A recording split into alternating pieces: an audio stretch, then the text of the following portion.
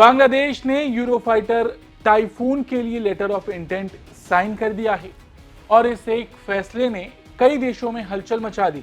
China जो लंबे वक्त से बांग्लादेश को अपने फाइटर जेट्स बेचने में लगा था, उससे तगड़ा झटका लगा है। चाइना ने तो अपने फाइटर जेट्स के मार्केट को बढ़ाने के लिए बड़े लेवल पर फेक कैंपेन तक चलाए थे, लेकिन अब ऐसा लग रहा है कि चाइना की ये पूरी साजिश फेल हो गई।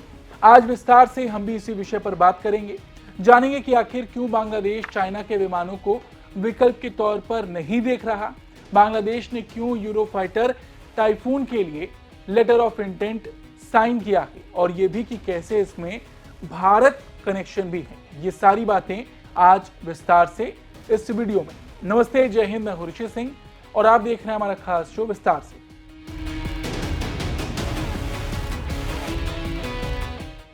सबसे पहले बात करते हैं बांग्लादेश के फैसले की। बांग्लादेश एयरफोर्स ने इटली की बड़ी एरोस्पेस कंपनी लियोनार्डो एसपीए के साथ यूरोफाइटर टाइफून खरीदने के लिए एक लेटर ऑफ इंटेंट यानी एलओआई साइन किया है।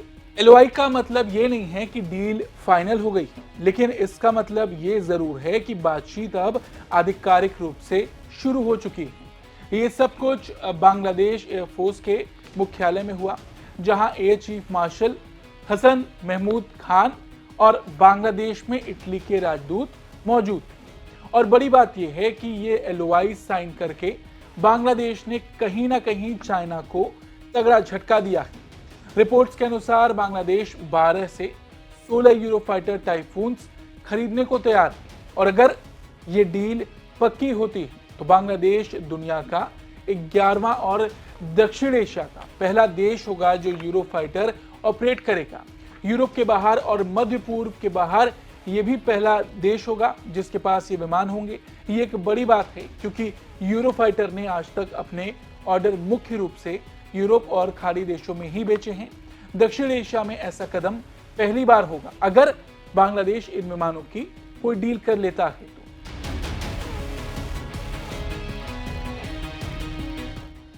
अब यहां हमने चाइना की बात की है। आप सोचेंगे कि बांग्लादेश की डील से चाइना को क्यों झटका लगेगा, तो देखिए, पिछले कई महीनों से ये माना जा रहा था कि बांग्लादेश चाइना के J-10C को खरीद लेगा।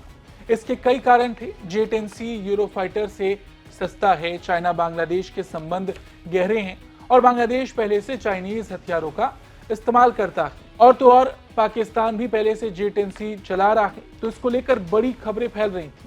और अपने इसी विमान की मार्केट बनाने के लिए चाइना ने तो पूरा एक फेक कैंपेन चला दिया था। दुनिया को ये बताने की कोशिश की गई थी कि इस विमान से पाकिस्तान ने भारत के विमान को गिराया, और उसी आधार पर J-10C को बढ़ चढ़कर दिखाया भी गया।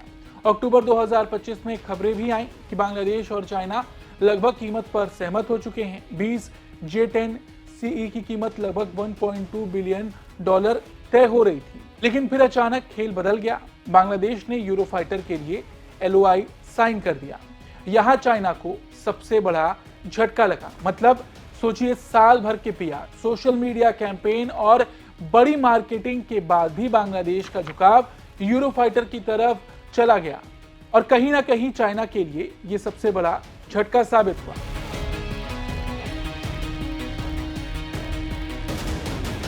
अच्छा, यहां हमने बात पीआर की, साल भर के फेक मीडिया कैंपेन की, सोशल मीडिया पर फेक नैरेटिव की। दरअसल ऑपरेशन सिंदूर के वक्त पाकिस्तान सिर्फ 4 दिनों में ही घुटनों पर आ गया था।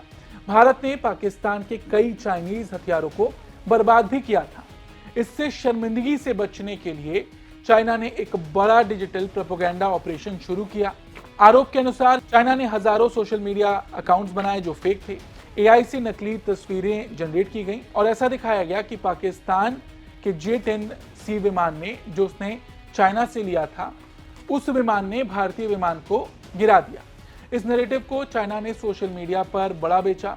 इससे चाइना भारतीय राफेल को नुकसान पहुंचाने की कोशिश कर रहा था। मतलब फेक नैरेटिव के जरिए यह दिखाया गया कि चाइनीज एयरक्राफ्ट भारतीय विमानों पर भारी पड़ा, और कहीं ना कहीं इस फेक नैरेटिव के जरिए ही राफेल के बाजार को प्रभावित करने की कोशिश की गई और दूसरे देशों के हथियारों को बदनाम करने का चाइना इसके जरिए आरोप लगाता रहा। और इसमें चाइना का साथ पाकिस्तान ने भी दिया। लेकिन सच्चाई बिल्कुल उलट थी। भारतीय राफेल सुरक्षित लौटे, कोई नुकसान नहीं हुआ और पाकिस्तान में जो नुकसान हुआ उसकी असली तस्वीरें सोशल मीडिया पर खुलकर सामने थी। ऐसे में चाइना पाकिस्तान का प्रोपेगेंडा धीरे धीरे कमजोर हो गया। अच्छा, यहाँ बड़ी बात ये रही कि कुछ वक्त बाद जो देश इसे सच मान रहे थे उन्हें भी यकीन हो गया कि पाकिस्तान चाइना ने मिलकर फेक नैरेटिव सेट किया था। हाल ही में अमेरिका की एक खुफिया रिपोर्ट ने बड़ा खुलासा किया था। मई में जब भारत ने ऑपरेशन सिंदूर चलाया था, उसके ठीक बाद चाइना ने फ्रांस के राफेल लड़ाकू विमानों की बिक्री रोकने के लिए पूरा झूठ का जाल बिछाया था। ये अमेरिकी रिपोर्ट में खुलासा हुआ है, जिसका मकसद था अपने विमानों की मार्केट को हाई करना। अब इस प्रोपेगेंडा के असर की बात करें, जब किसी देश पर अंतर्राष्ट्रीय स्तर पर फेक नैरेटिव फैलाने, एआई जनरेटेड डीप फेक से बाजार प्रभावित करने और दूसरे देशों के हथियारों को बदनाम करने के आरोप लगते हैं, तो इसका असर सिर्फ सोशल मीडिया पर नहीं बल्कि रक्षा कूटनीति पर भी पड़ता है। जब ये खबरें सामने आ गई कि ये सब कुछ चीन का करा धरा था, तो इससे उसके मार्केट पर भी असर पड़ा। बांग्लादेश आगे जाकर भले ही कोई डील चाइना के साथ कर ले, क्योंकि चाइना का प्रभाव उस देश में बहुत ज्यादा है, लेकिन यूरोफाइटर के लिए एलओआई साइन करना इस बात का संकेत है कि अभी वो अपनी सुरक्षा के लिए पश्चिमी विमानों पर ज्यादा भरोसा कर रहा है और कहीं ना कहीं बांग्लादेश को एहसास है कि किस तरह का फेक कैंपेन चलाया गया था।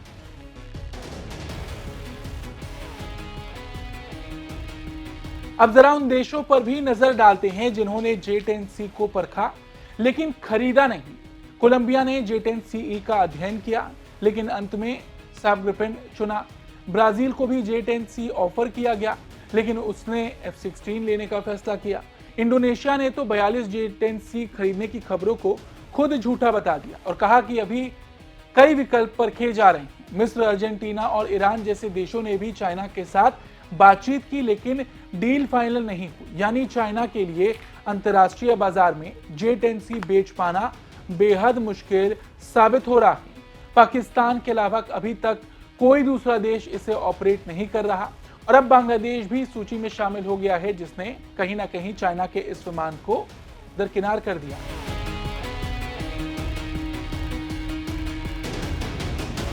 अब सवाल उठता है कि बांग्लादेश यूरोफाइटर में इतनी दिलचस्पी क्यों दिखा रहा है। पहला कारण है यूरोफाइटर की नेटो स्टैंडर्ड टेक्नोलॉजी। 4 बड़े यूरोपीय देशों ने मिलकर इसे बनाया है। नेटवर्किंग, इलेक्ट्रॉनिक्स और एवियोनिक्स दुनिया भर में टॉप पर है। दूसरा कारण है इसकी मल्टी रोल क्षमता। ये एयर सुपीरियोरिटी से लेकर ग्राउंड स्ट्राइक और मैरीटाइम ऑपरेशन तक हर चीज में सक्षम है।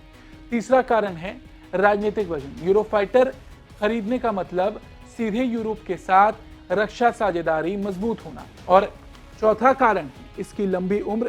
सांचे 5 आ चुका है और ये 2040-50 तक टॉप जेट्स में गिना जाएगा।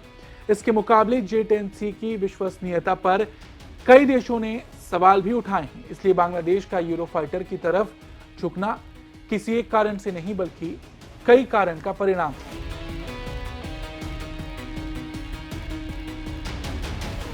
अब एक सवाल कि भारत के लिए इसका क्या मतलब है। देखिए, भारत के लिए इसके कई मायने हैं। पहला, साउथ एशिया में चाइना का प्रभाव और गलत नैरेटिव काम नहीं आया। भले ही बांग्लादेश आज पाकिस्तान का समर्थन कर रहा है, लेकिन बहुत कुछ देश की सरकारों पर भी निर्भर करता है। मोहम्मद यूनुस पाकिस्तान समर्थक हैं। बांग्लादेश में चुनाव होने वाले हैं। क्या पता कोई ऐसी सरकार फिर से बने जो वापस से भारत से रिश्तों को सामान्य करना चाहे। दूसरा, राफेल के खिलाफ चाइना और पाकिस्तान द्वारा चलाए गए कथित प्रोपेगेंडा का सच अब दुनिया के सामने आ रहा है। इससे भारत को खतरा और सीख दोनों मिलती है। खतरा ये कि आने वाले समय में सोशल मीडिया युद्ध और डिजिटल प्रोपेगेंडा और भी बढ़ सकता है, और सीख ये कि भारत को अपनी साइबर इंटेलिजेंस क्षमताओं, डीप फेक पहचान तकनीकी और सार्वजनिक जागरूकता को लगातार मजबूत रखना होगा। क्योंकि आज युद्ध सिर्फ सीमा पर नहीं लड़ा जाता, हमारे फोन की स्क्रीन पर भी लड़ा जाता है। और हमने ये ऑपरेशन सिंदूर के वक्त देखा कि किस तरह से फर्जी खबरें बहुत ज्यादा वायरल हो रही थी। अब सवाल है कि आगे क्या होगा। देखिए, 3 संभावनाएं। पहली, बांग्लादेश यूरोफाइटर की तरफ ही बढ़ेगा और आने वाले महीनों में कीमत और पैकेज पर बातचीत आगे बढ़ेगी। दूसरी, चाइना कीमत घटाकर पैकेज बढ़ाकर या लॉजिस्टिक सपोर्ट की पेशकश देकर अपनी डील बचाने की कोशिश कर सकता है। ये चाइना की सामान्य रणनीति है। तीसरी ये कि बांग्लादेश दोनों को प्रतिस्पर्धा में रखकर अपने लिए सबसे फायदेमंद डील निकाल सकता है। फिलहाल एलओआई का झुकाव यूरोफाइटर की तरफ दिख रहा है, लेकिन अंतिम फैसला आने में अभी समय लगेगा।